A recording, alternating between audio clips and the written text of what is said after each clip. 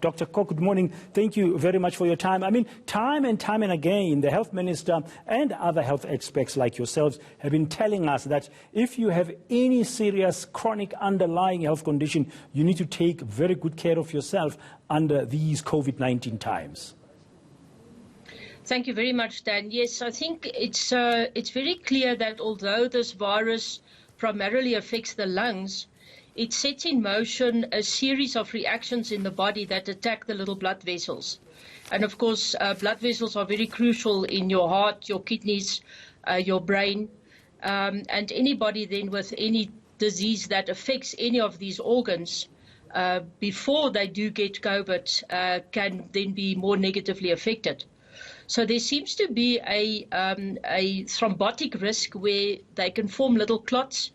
And we've seen many patients present with a clot in the lung as a first presentation, so not necessarily the lung infiltration that we do hear about.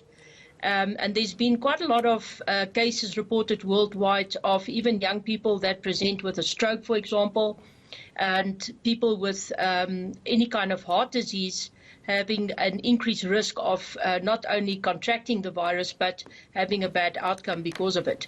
Now, if you talk about clots in the lungs, I mean, it's a bit of a like we got a thrombosis. Does it mean that COVID? That's right. Does it mean that COVID-19 might not be what we think it is? I think it is a very varied condition. We understand more and more as these case studies become available, and we also have reports that give us insight as to what's been happening. So there seems to be a physiological change in the lung itself, where you have a thing called fibrin, which is part of what a blood clot is made of. And this process seems to be generated by the virus. So there are different stages that the virus can affect a person, and it's especially in this where there's called a cytokine storm, where patients then present with this more advanced form of the disease.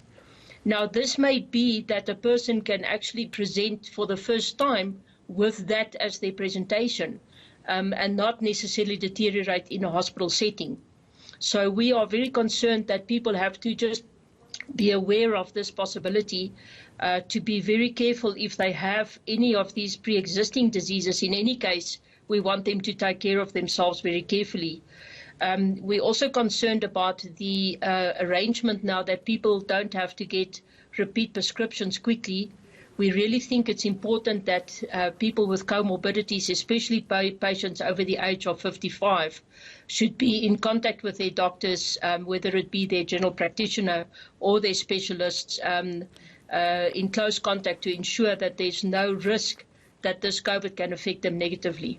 Now, if this is a largely respiratory virus, as you've so eloquently explained, and has all these other thrombosis-like conditions that develop if you've got it, surely you smokers should really not worry about smoking at this stage.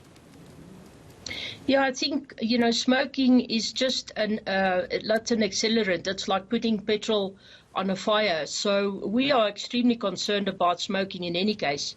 But I think in the COVID situation, we've also had situations where people have shared cigarettes, unfortunately, which then has spread the disease. So one person could affect two others because they shared a cigarette. So I think the cigarette issue is an ongoing concern. We are very concerned as well when we see patients when they come into hospital or to the emergency department.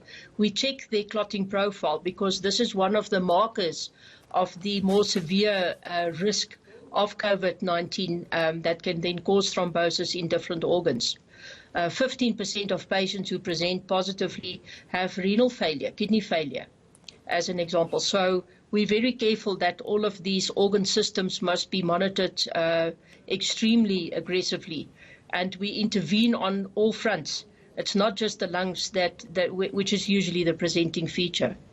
Yeah, now finally, Doctor, before I let you go, I mean, Dr. Mkhize, the health minister, has said because of these co-morbidities and stuff like that, people should still stay at home. We know we are under level 4 now, and behavior-wise, the wearing of masks in public is very important. I mean, as a specialist physician, would you also be urging all of us at this stage to make sure that if you are above a certain age, you stay home?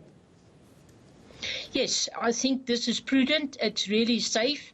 There are some circumstances where you can't avoid but to go out. But if you do, you wear your cloth mask. You know, these masks are available. You can buy them now at pharmacies. If it's a cloth mask, that's better than nothing. And it's important that you're protecting yourself, but you're also protecting others from you. So that is crucial. But also, it is important to keep contact with your medical doctor. So if there's any symptoms that you're not sure of, don't ignore it. Rather go and speak to them on the phone. We can even do Skype telephonic meetings. There's different ways that you can make contact with people, even on cell phones. But it is important, if you're not sure, rather check it out. It's important not to miss a symptom that could be an early symptom where we can still prevent and treat, rather than wait until the person has deteriorated and gotten more sick. Thank you very much. That's very important. Thank you very much, Dr. Adri Kok from Union Hospital.